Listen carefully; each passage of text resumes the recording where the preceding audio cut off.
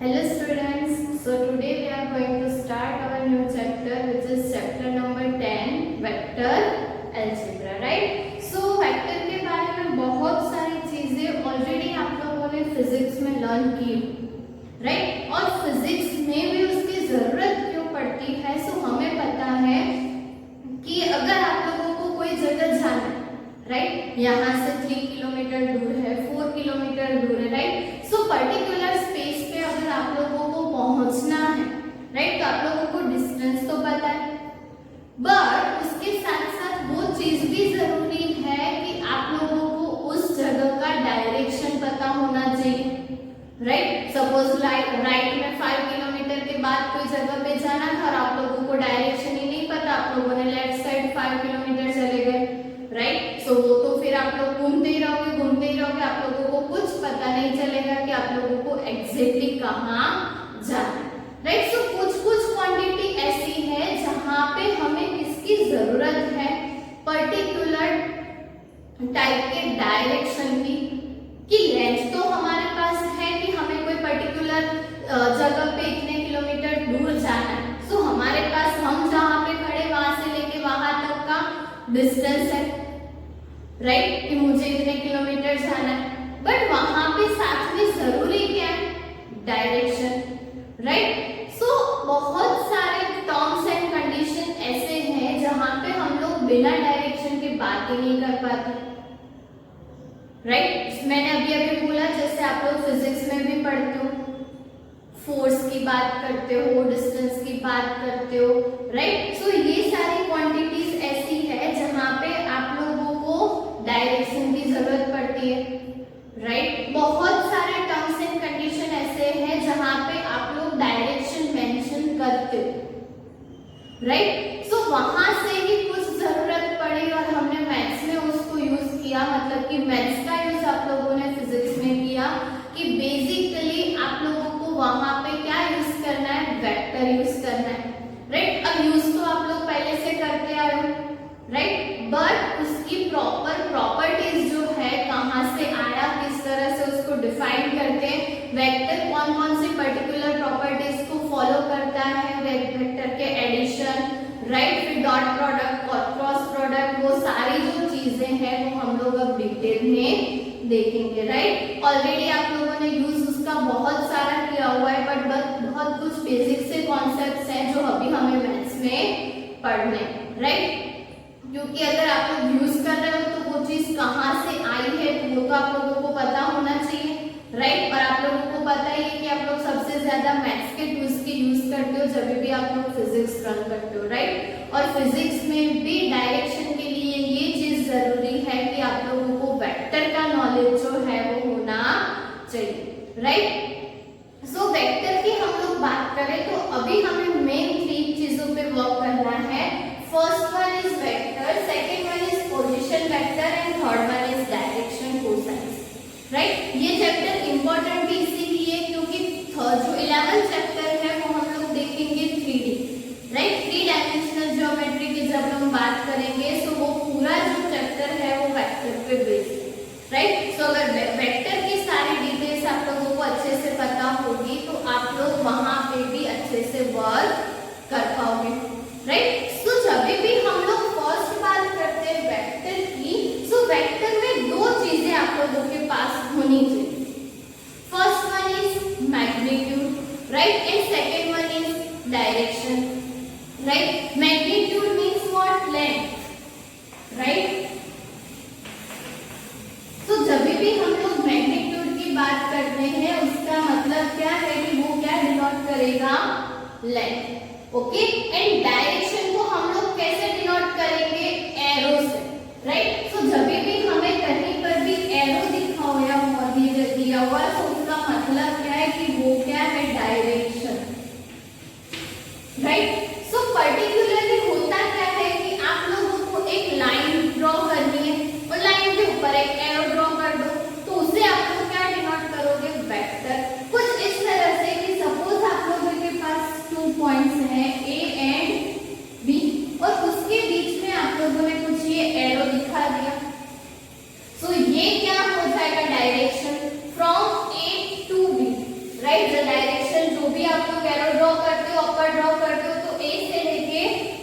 तक, और इसे ही हम लोग क्या करेंगे ए बी, और इसे अगर डिनोट करना हो तो आप लोग कैसे डिनोट करोगे, ए बी एंड देन ऊपर ए, राइट। उसके ऊपर एरो करना जरूरी है क्योंकि तभी पता चलेगा कि ये वेक्टर है, राइट। सब डायरेक्टली आप लोग ए बी लाइन में भी लिखते हो, राइट, तो वो अलग चीज है, और जब भी आप लोग वेक्टर डिनोट करते हो तो ऊपर ये चीज लिखना जरूरी है। अदरवाइज आप लोग ये लेंथ को ए कह देते हो तो ये आप लोग ऐसे भी लिख सकते हो vector A, right. In short magnitude of A B कह सकते हो, राइट। तो ये क्या बात हुई कि आप लोग वेक्टर को डिनोट कैसे करते हो, राइट। बेसिकली क्या है कि अगर आप लोग डेफिनेशन देखोगे तो वेक्टर में क्या दिया हुआ है कि a quantity that has magnitude as well as direction is called vector। तो मैंने क्या बोला, दो चीजें वहां पे हमें चाहिए, first one is magnitude, second one is direction. Direction को हमें एरो से डिनोट करना है, और मैग्नीट्यूड दैट मींस कि ये पर्टिकुलर लेंथ, राइट। और लेंथ को हम लोग ऑलवेज कैसे डिनोट करेंगे, मैग्नीट्यूड से, राइट, क्योंकि हमें तो टोटल डिस्टेंस फाइंड करना है ना। फॉर्मूला वही यूज होगी जो आप लोग डिस्टेंस के लिए यूज करते थे, राइट। वन डायमेंशनल में, टू डायमेंशनल में, थ्री डायमेंशनल में हमने डिस्टेंस फॉर्मूला ऑलरेडी यूज की हुई, राइट। उसका डिस्कशन भी हम लोग आगे करेंगे, बट अभी के लिए आप लोगों को सिर्फ इतना याद में रखना है कि ए से लेके बी ये जो वेक्टर है वो होगा उसका लेंथ, दैट मींस कि मैग्नीट्यूड ऑफ पर्टिकुलर वेक्टर, और उसको डिनोट कुछ इस तरह से करते हैं। ध्यान रखना जब भी वेक्टर लिखो तो ऐसे नहीं लिखना, राइट, क्योंकि इसके लिए वेक्टर है भी कि नहीं वो हमें नहीं पता, डायरेक्शन है भी कि नहीं वो हमें नहीं पता, राइट। सो डायरेक्शन ही नहीं दिया हुआ है, सो हम लोग वो वेक्टर है कि नहीं ऐसा नहीं कह सकते, राइट। सो ये कुछ बेसिक सी चीजें हैं कि आप लोगों को वेक्टर में दो चीजें चाहिए कि कोई भी आप लोग ले रहे हो quantity that has magnitude as well as direction, तो वो क्या हो जाएगा, वेक्टर। अब ये दोनों चीजें तो जरूरी है, उसके साथ एक और चीज जरूरी है, वो भी आप लोगों को देखनी है, वो है पैरेललोग्राम लो, राइट। इसकी बात हमने ऑलरेडी पहले भी की हुई है 11th में, राइट, आप लोगों ने फिजिक्स में भी देखा हुआ है, और ये पर्टिकुलर चैप्टर में भी हम लोग आगे पैरेललोग्राम के बारे में डिस्कस करेंगे, राइट। सो कोई भी अगर आप लोग वेक्टर क्वांटिटी ले रहे हो तो थर्ड चीज ये भी जरूरी है कि वो पैरेललोग्राम के लॉ को फॉलो करना चाहिए,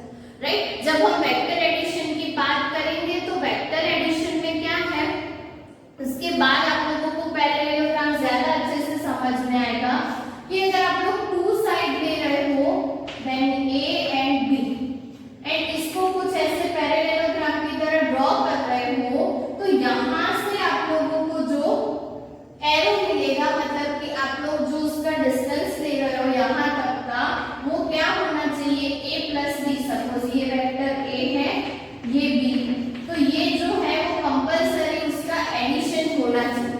सो जो भी क्वांटिटी ये चीज को फॉलो करती है, हम सिर्फ उससे ही कहते हैं कि वो वेक्टर है।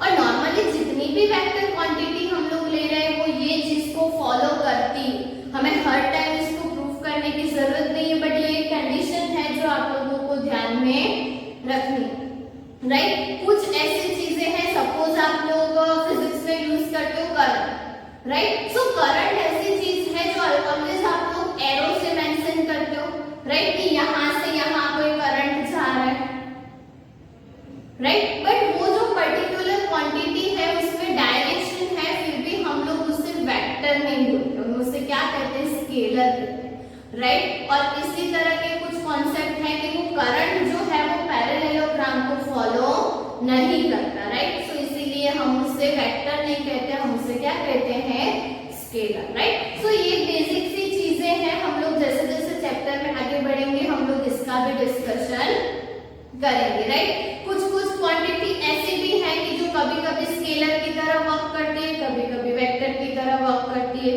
राइट। स्केलर वेक्टर के बारे में ऑलरेडी आप लोग बहुत कुछ जानते हो, राइट। वेक्टर जैसे मैंने बताया कि डायरेक्शन जरूरी है, स्केलर में आप लोगों को पता है कि डायरेक्शन जरूरी नहीं है, राइट। सो कुछ क्वांटिटी ऐसी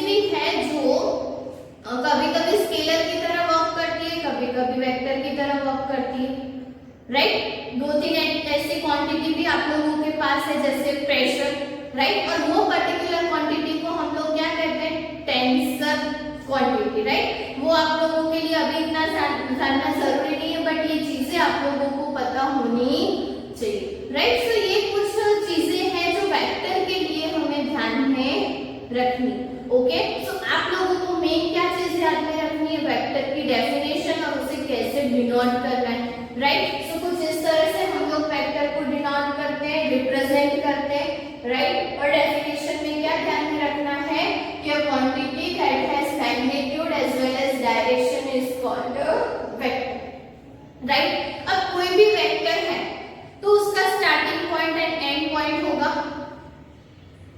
राइट। सो जब भी आप लोगों को दिया हुआ हो कोई भी वेक्टर, तो उसके लिए वेक्टर जहां से स्टार्ट हो रहा है ये कौन सा पॉइंट हो जाएगा, इनिशियल पॉइंट, राइट। एंड जहां पे वेक्टर एंड हो रहा है वो उसका क्या हो जाएगा,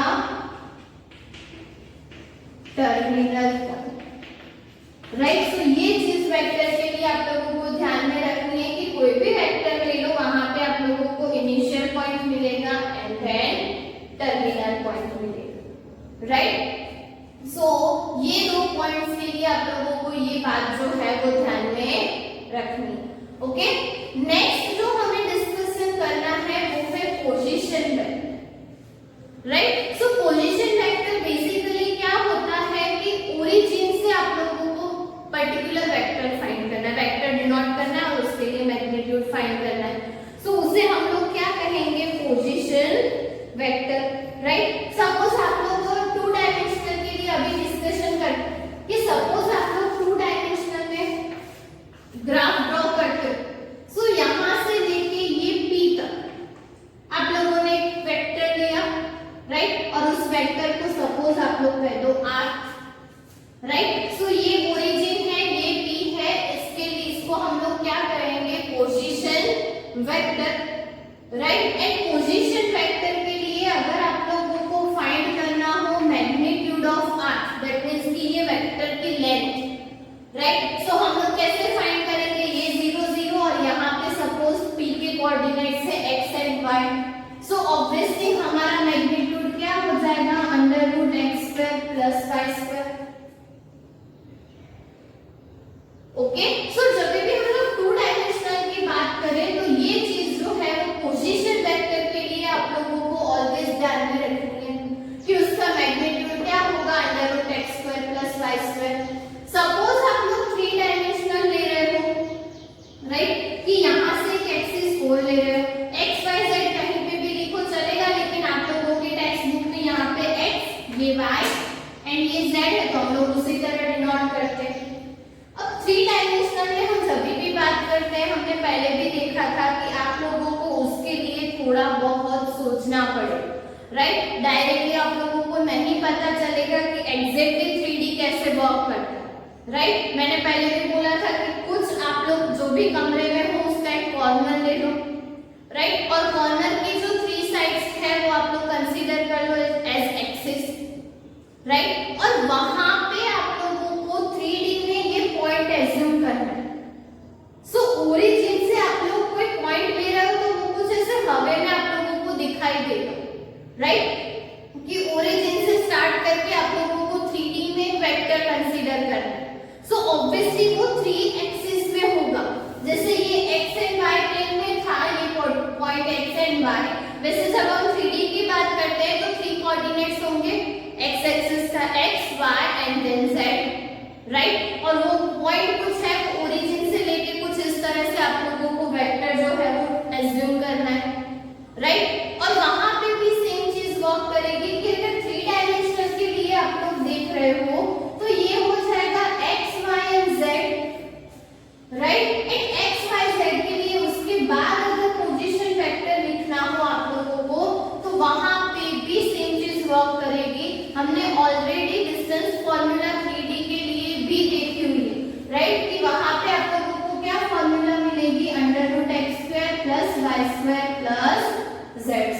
बट मेन थिंग यही है कि हमें चैप्टर में बहुत जगह 3D का यूज करना है, क्योंकि अभी वेक्टर हम लोग 3D में ही डिस्कस करें, राइट। सो कुछ प्रॉपर्टीज है वो 2D के लिए बट कुछ चीजें जो है वो आप लोगों को 3D के लिए एज्यूम करनी ही पड़ेगी, राइट। सो आप लोग खुद से भी सोच सकते हो कि एक अगर आप लोग 3D में से डायरेक्शन को सॉरी कोई भी वेक्टर अगर आप लोग ड्रॉ कर रहे हो तो वो किस पोजीशन पे होगा, राइट। सो कुछ इस तरह से आप लोगों को पोजीशन वेक्टर जो है उसकी बात करनी, राइट। सो पोजीशन वेक्टर में मैंने आप लोगों को बोला कि आप लोगों को उसका अगर मैग्नीट्यूड फाइंड करना हो तो किस तरह से फाइंड कर सकते हैं, x square y square z square. अगर ऐसा नहीं है कि सिर्फ एक ही वेक्टर हो, 2-3 वेक्टर भी हो सकते हैं, राइट। सो ओ से पी, ओ से क्यू, फिर ओ से आर, राइट। और आप लोग उससे कह सकते हो ये आर है, ये ए कह दो, ये बी कह दो। तो सभी के लिए अगर आप लोग फिर मैग्नीट्यूड फाइंड करोगे तो मैग्नीट्यूड यही रहेगा, राइट। क्योंकि आप लोग कोऑर्डिनेट अगर अलग ले रहे हो तो अलग बात है, यहाँ पे सपोज ए बी सी ले रहे हो तो ये चेंज हो जाएगा, बट अगर कोऑर्डिनेट भी सेम है तो फिर ये चेंज करने की जरूरत नहीं है, राइट। सो ये कुछ बेसिक चीजें हैं जो आप लोगों को पोजीशन वेक्टर के लिए ध्यान में रखनी, राइट। नेक्स्ट हम लोग बात करते हैं डायरेक्शन कोसाइन की।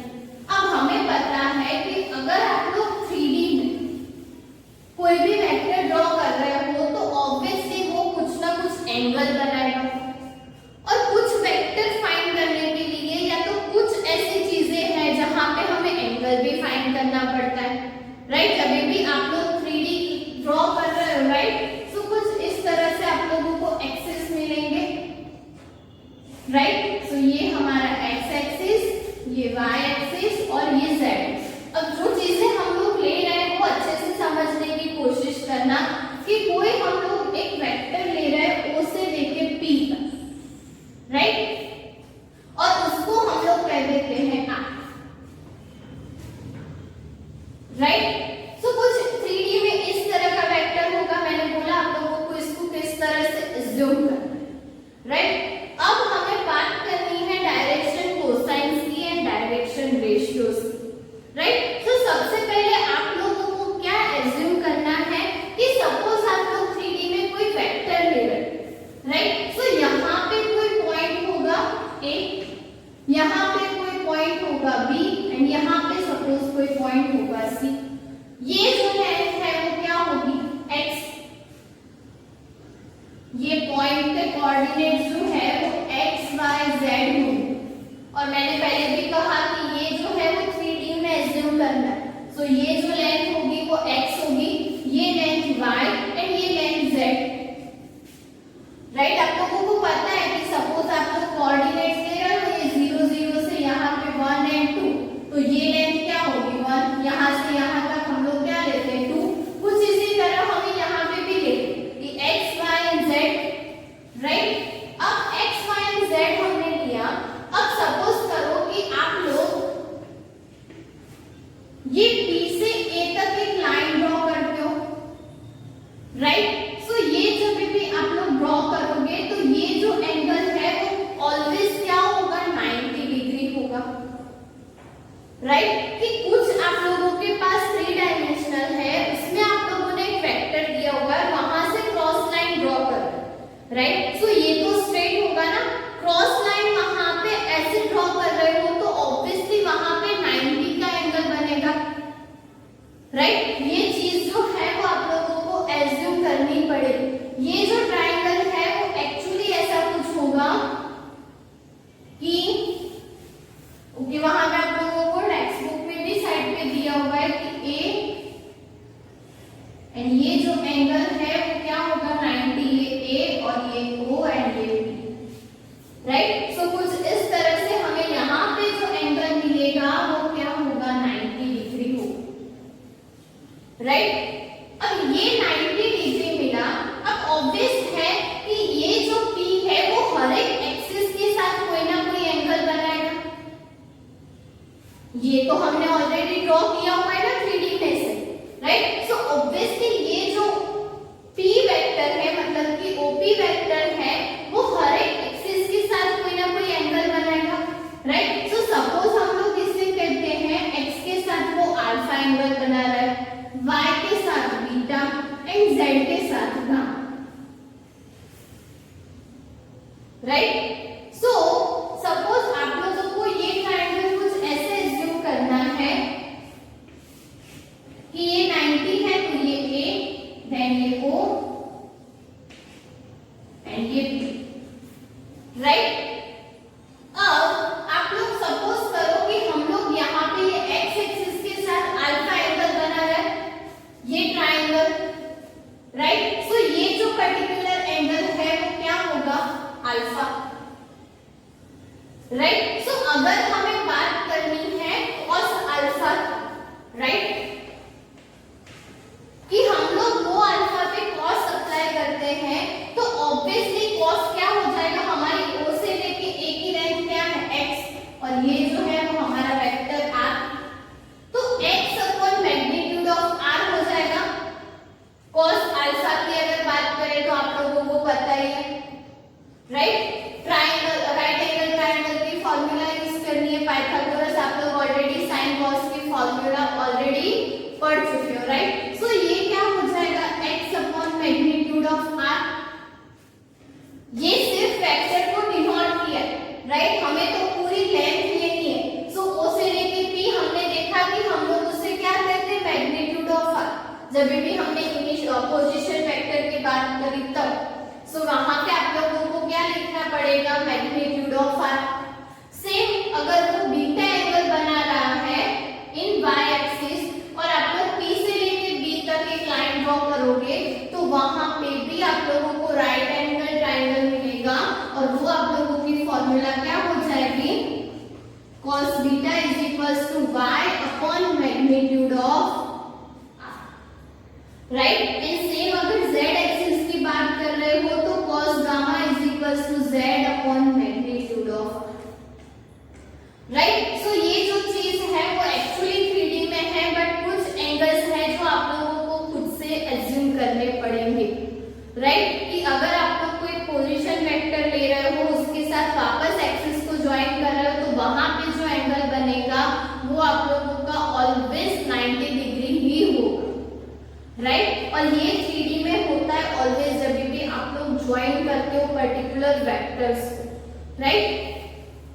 सो ये कुछ चीजें हैं जो हमें मिलेगी, राइट। अब ऑलवेज हम लोग मैग्नीट्यूड और r लिखेंगे नहीं, बट आप लोगों को ये बात दिमाग में रखनी है, okay.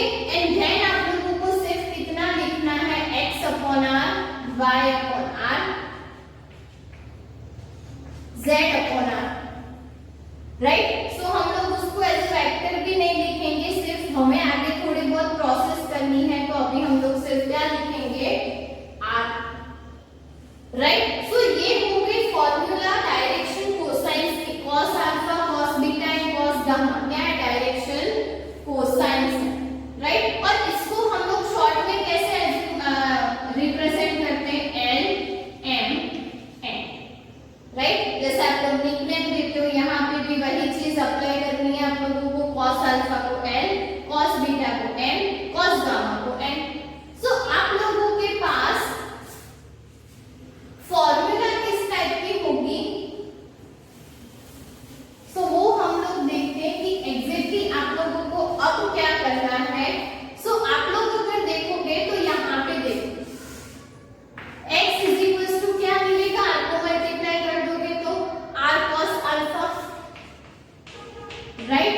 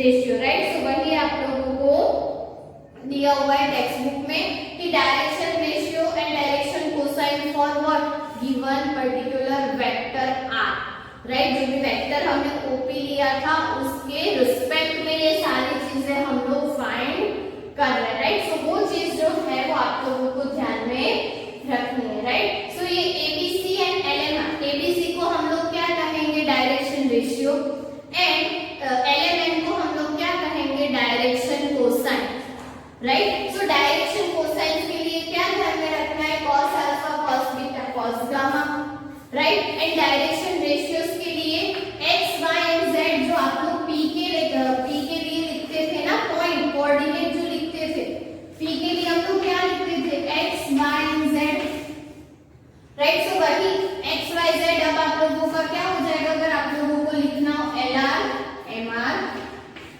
N R and which is nothing but direction ratio, right. So direction cosine and direction ratio में ये दो चीजें हैं जो आप लोगों को ध्यान में रखनी है, ओके। एक और रिजल्ट है जो direction ratio and direction cosine follow करता है, वो है कि अगर आप लोग ले रहे हो L square plus N square plus N square तो आंसर मिलेगा 1, बट अगर आप लोग ले रहे हो A square plus B square plus C square so this is does not equals to 1, right. So ये जो चीज है वो आप लोगों को ध्यान में रखनी है। इसको अगर आप लोगों को प्रूव करना हो तो भी कर सकते हो, राइट। कि एल स्क्वायर एन स्क्वायर क्या है cos square alpha plus, okay, इसको भी लिखने की जरूरत नहीं है, आप लोग डायरेक्टली फॉर्मूला भी लिख सकते हो। एल स्क्वायर दैट मींस कि X square upon R square plus N square that means कि Y square upon R square, right. And then Z square upon R square. LCM लोगे तो क्या हो जाएगा X square plus Y square plus Z square divided by R square. अब x square plus y square plus z square को nothing but क्या है magnitude of r and वहां पे हम लोग स्क्वायर कर देंगे तो ये r स्क्वायर हो जाएगा, राइट। जो हमने पोजीशन वेक्टर में बात की थी वही चीज, ये एक्चुअली हम लोग ने वेक्टर तो ओरिजिन से ही लिया है ना, सो ये क्या हो जाएगा r square upon r square is equals to 1। So ये जो रिजल्ट है वो ऑलवेज ट्रू होगा। और अगर आप लोग एबीसी के लिए करोगे तो वहां पे आप लोगों को 1 नहीं मिलेगा, राइट। सो ये दो रिजल्ट जो है वो आप लोगों को ध्यान में रखने, direction cosine and direction ratio की फॉर्मूला ध्यान में रखनी है क्योंकि इसके रिलेटेड बहुत सारे सम है जो हम लोग करेंगे, राइट। आप लोगों की टेक्स्ट बुक में ये सभी डेफिनेशन सभी के आप लोगों को डायग्राम एंड ये जो फॉर्मूलाज है वो सभी दिए हुए हैं, सो वो सारी फॉर्मूलाज आप लोगों को नोटबुक में लिखनी है, राइट। सो ये हो गई वेक्टर की बेसिक डेफिनेशंस और वो सब कुछ जो हमें आगे चल के यूज करना है, राइट। नेक्स्ट वीडियो में हम लोग वेक्टर की कुछ टाइप्स है उसका डिस्कशन करेंगे।